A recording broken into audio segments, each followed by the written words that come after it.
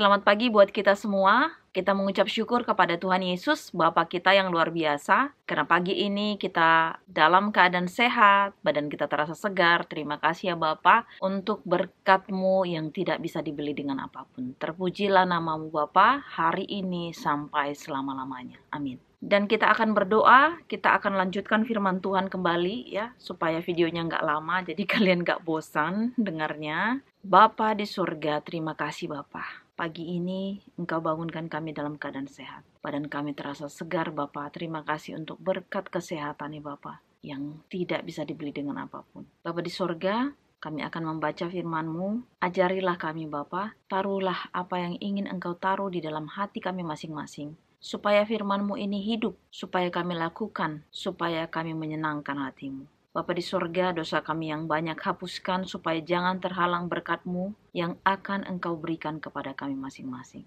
Terpujilah nama-Mu Bapa hari ini sampai selama-lamanya. Kehendak-Mu yang jadi bukan kehendak kami, dalam nama Tuhan Yesus, Juru Selamat dan Penebus kami. Amin. Kalian boleh menonton video sebelum ini. Di video 109 itu judulnya Perempuan yang Berzina. Jadi sebelum video ini kalian nonton dulu. Sekarang kita akan masuk di selanjutnya. Ayatnya di Lukas. Jadi sebenarnya waktu yang di Yohanes itu aku ambil beberapa part-part yang belum ada di Matius. Artinya buku Matius itu kan poinnya sudah selesai untuk pengajaran Tuhan Yesus. Kalau kita lanjutkan itu, dia masuk ke proses penyalipan Tuhan Yesus. Jadi aku nggak mau masuk ke situ dulu karena aku mau selesaikan poin-poin atau pengajaran Tuhan Yesus selama dia ada di dunia ini sebelum penyalipan. Jadi setidaknya aku selesaikan dulu ajaran yang Tuhan sampaikan. Nanti setelah sudah selesai semuanya, baru kita masuk ke dalam proses penyalipannya. Jadi biar semuanya terangkum gitu ya. Setidaknya secara umum poin-poinnya itu aku sudah masukin ke dalam satu paket videonya. Jadi gampang untuk cari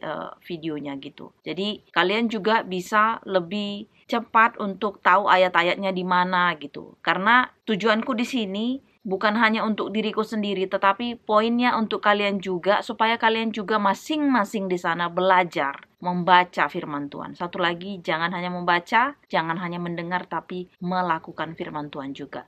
Dihidupi firman-Nya. Mudah, nggak mudah, tetapi dengan kita selalu mau dibentuk sama Tuhan ya. Ini harus dipangkas ego-egonya, dagingnya harus dibuang, bukan secara jelas-jelas fisik dibuang gitu, mati lah ya. Tapi maksudnya kedagingan kita ini, yaitu bertumpuk ego-egonya masih, itu harus dibuangkan, dikikis. Barulah kita masuk ke dalam perkenanannya Tuhan, maunya Tuhan kemana ya. Itu memang proses gak gampang, tetapi kalau kita hari demi hari mau, sebenarnya mau dulu. Kalau sudah kita mau, Roh Kudus itu bekerjanya gak setengah-setengah, cepat kerjanya, dan kita pun dibukakan lebih cepat ya. Ayatnya Lukas 11 ayat 33 sampai 36. Pelita tubuh. Tidak seorang pun yang menyalakan pelita lalu meletakkannya di kolong rumah atau di bawah gantang, melainkan di atas kaki dian, supaya semua orang yang masuk dapat melihat cahayanya.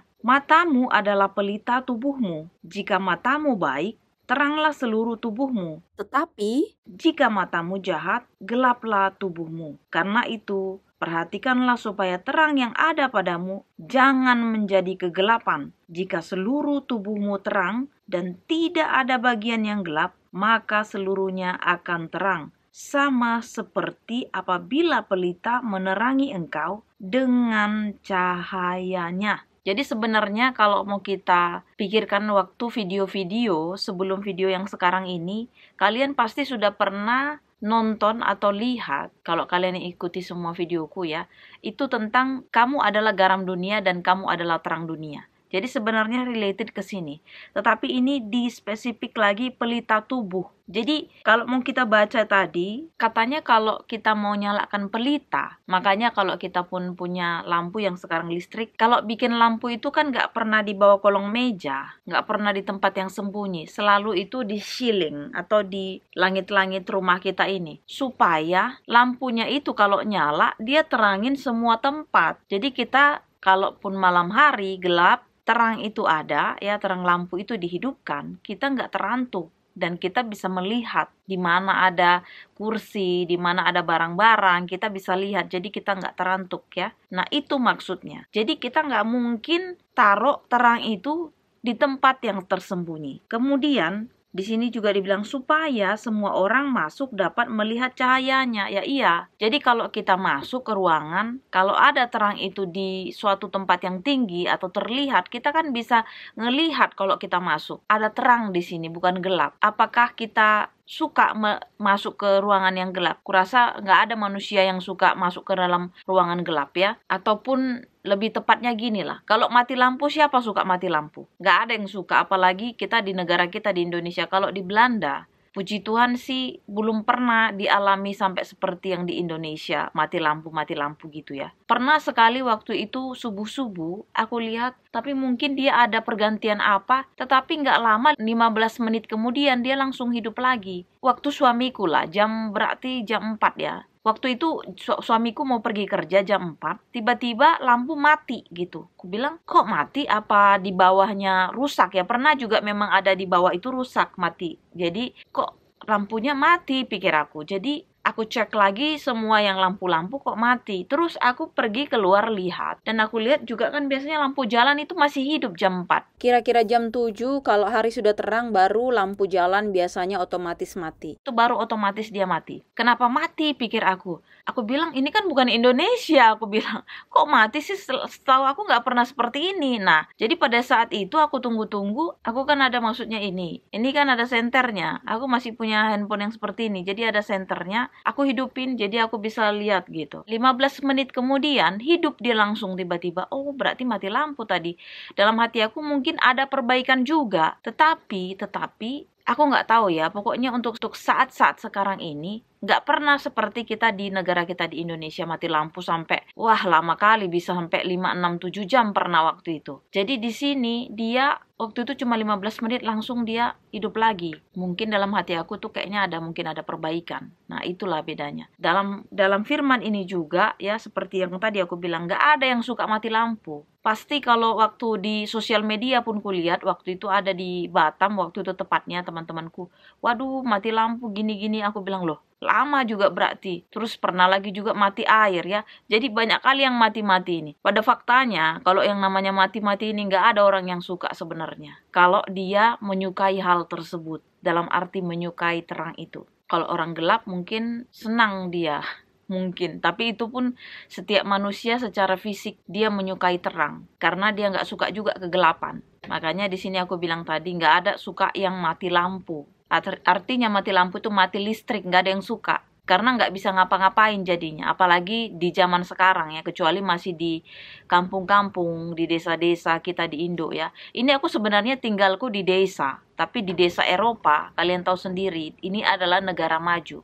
Meskipun kita bilang ini desa, semuanya itu alat-alatnya itu sudah canggih. Bahkan ada mesin pencuci piring ya. Kalau aku bilang sih aku nggak tahu ya, orang di Indonesia orang kaya aja rata-rata pun, maksudnya yang kaya itu seperti apa sih maksudnya. Tapi yang orang yang kita lihat dalam tanda kutip, orang yang mempunyai duit aja belum tentu di rumahnya itu ada mesin pencuci piring. Itu aja sih aku lihat. Tapi kalau kita di desa ini, kita pun punya mesin pencuci piring. Ya kalau mesin cuci mungkin cuci baju udah banyak ya di Indo, tapi mesin pencuci piring itu nggak ada lah, kecuali orang-orang kaya yang benar kali ya.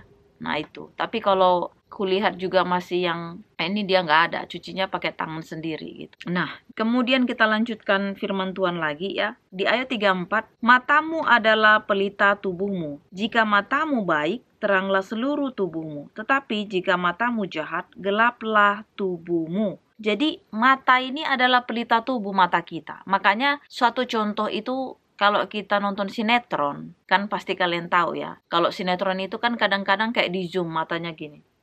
Kalau ibu tiri ya, kalau si eneminya ya, musuhnya atau antagonisnya itu pasti matanya dia gini-gini. Terus di zoom-zoom lagi ya, di besar kecil lagi. Awas ya nanti gini-gini. Sampai alis-alisnya diginiin. Nah itulah dibilang matamu adalah pelita tubuhmu. Pada saat kita bertemu orang, pasti mereka ngelihat wajah kita, ya, tetapi poinnya pasti ke mata juga. Karena itu dibilang Tuhan di sini nggak salah, mata adalah pelita tubuh. Mata adalah pelita tubuh kita. Jadi kalau mata kita ini kelihatannya penuh kasih, mata kita ini jahat juga kelihatan. Orang langsung lihat. Kita suka sama orang juga kan kita bisa bilang, iya aku tadi udah lihat matanya ngeri kali, sinis memandang atau apa kan? Itulah namanya kita di sini belajar. Mata ini adalah pelita tubuh kita. Mau pakai baju cantik apapun, mau makeup kita seperti apa, pada faktanya mata itu adalah pelita tubuh kita. Jadi orang langsung lihat mata kita, respon kita. Misalnya ada sesuatu hal terjadi, orang pasti lihat langsung wajah kita, mata kita poinnya ya, terutama di mata. Apakah mata kita itu terkenal sinis? Apakah mata kita itu terlihat tidak ada penuh kasihnya? Atau mata kita itu kedamaian? Atau mata kita itu marah dan sebagainya? Jadi mata kita ini harus kita jaga. Dalam artian gak bisa memang semuanya kita jaga untuk selalu terlihat nice. Gak bisa. Tetapi kita harus bisa kontrol. Kontrol itu itulah namanya kita anak Tuhan. Kita anak Tuhan. Memang tidak mudah seperti aku bilang, gak mudah. Tetapi kalau kita mau belajar, kita mau dibentuk sama Tuhan, pertama itu kita tetap jaga hati kita. Kalau kita sudah jaga hati kita, otomatis seluruh tubuh kita ini makanya dibilang jadi terang. Makanya dibilang di sini matamu adalah pelita tubuhmu. Jika matamu baik, teranglah seluruh tubuhmu. Jika matamu jahat, gelaplah tubuhmu. Tetapi sebenarnya sumbernya dari hati kita ini. Hati kita ini kan gak terlihat. Yang terlihat itu di sini. Tetapi kalau di sininya udah baik, terus etalasenya atau poinnya ya, yang dilihat orang itu karena ini terlihat terluar. Tapi dari sini, kalau kelihatannya damai, baik, itu mencerminkan dari sini sebenarnya, dari hati kita dari dalam. Jadi kalau di dalam ini semuanya penuh Roh Kudus, dipenuhi oleh Roh Kudus, dipenuhi oleh firman Tuhan, kita hidupi, maka mata kita itu yang dilihat orang ini, yang terang tadi, kita taruh di sini, tetapi bukan kita buat jadi gelap, karena orang mau melihat terang di dalam kita. Kalau hati kita kan gak bisa dilihat karena posisinya di dalam. Hati ini simbolnya ke mata dia. Kalau hati kita senang, pasti mata kita berseri-seri. Kalau hati kita jahat, hati kita ini enggak. Makanya dibilang mata hati.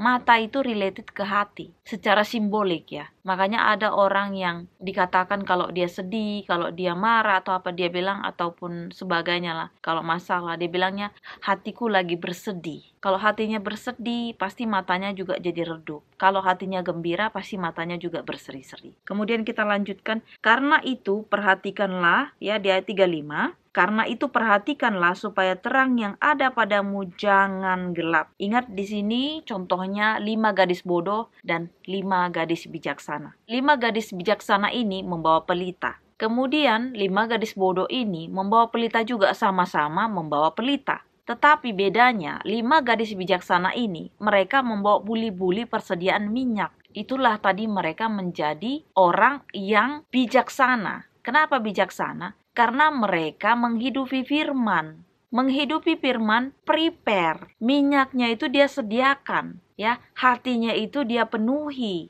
Jadi kalau hatinya penuh, maka lentera atau pelitanya itu, matanya itu akan terang. Sementara yang bodoh, dia hanya punya mata, tapi dia nggak punya firman. Dia nggak mempersiapkan firman itu, dia nggak isi firman itu. Hatinya kosong, dia nggak penuhi. Jadi pada saat matanya itu posisinya lagi terang, dalam artian kalau lagi dia dapat rezeki, dia dapat sesuatu hal yang dia banggakan, dia senang. Habis itu udah nggak ada lagi, kosong. Kenapa? Karena hatinya kosong, nggak ada persiapan. Jadi dia nggak siap. Jadinya apa? Gelap.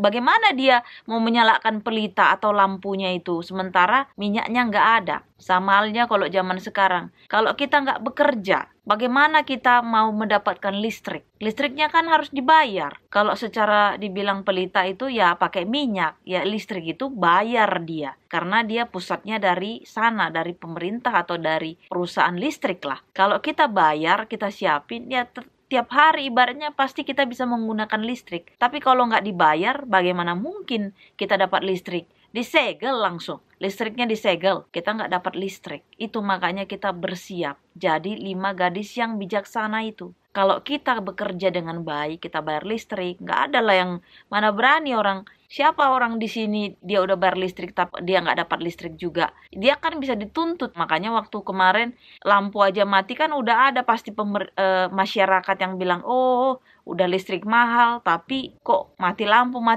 Nah, dikomplain jadinya. Jadi bukan orang listrik yang komplain ke si pengguna, tetapi pengguna yang komplain. Karena apa? Karena kita sudah lakukan kewajiban kita, tapi kok kita nggak dapatkan listrik, itu maksud. Kemudian kita baca di 36 ayatnya, jika seluruh tubuhmu terang dan tidak ada bagian yang gelap, maka seluruhnya akan terang, sama seperti apabila pelita menerangi engkau dengan cahayanya. Nah, jadi kalau di sini dibilang jika seluruh tubuhmu terang dan tidak ada bagian yang gelap, maka seluruhnya akan terang. Pasti.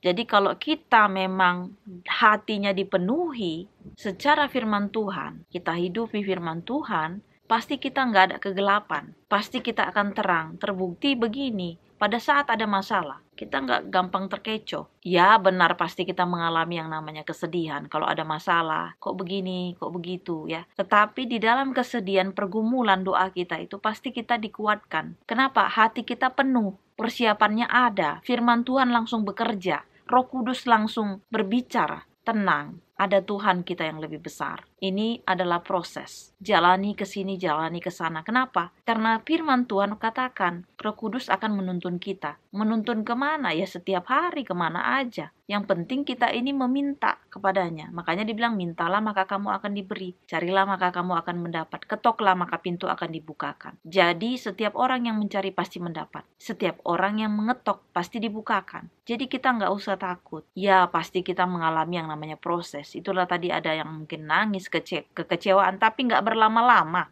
Karena apa? Karena kita penuh, hati kita dipenuhi Roh Kudus. Jadi kalaupun itu terjadi, kita nggak berlama-lama. Karena kita tahu Tuhan kita lebih besar dari apapun. Inilah doa dan harapan kita. Kita berdoa. Terima kasih Bapa di sorga, puji dan syukur. Anak-anak-Mu di sini panjatkan Bapa. Dosa kami yang banyak hapuskan Bapa, supaya kami dapat layak untuk menerima berkat-Mu. Bapa di sorga, firman hari ini begitu kuat, begitu indah, begitu menyehatkan tubuh dan jiwa kami. Terima kasih Bapa atas pengajaran-Mu. Terima kasih atas Engkau datang ke dunia ini. Bukan hanya menyelamatkan kami, bukan hanya untuk memperdamaikan kami, tetapi mengajari kami supaya menjadi anak-Mu yang benar-benar menerima, yang benar-benar mau, yang benar-benar Engkau berkati. Terpujilah nama-Mu ya Bapa, hari ini sampai selama-lamanya. Kehendak-Mu yang jadi bukan kehendak kami. Di dalam nama Tuhan Yesus, Juru Selamat dan Penebus kami. Amin. Terima kasih sudah menonton video ini. Kalau kalian punya komen atau apapun juga, silakan kalian komen. Kita saling berbagi, saling mendoakan. Tuhan Yesus memberkati. Amin.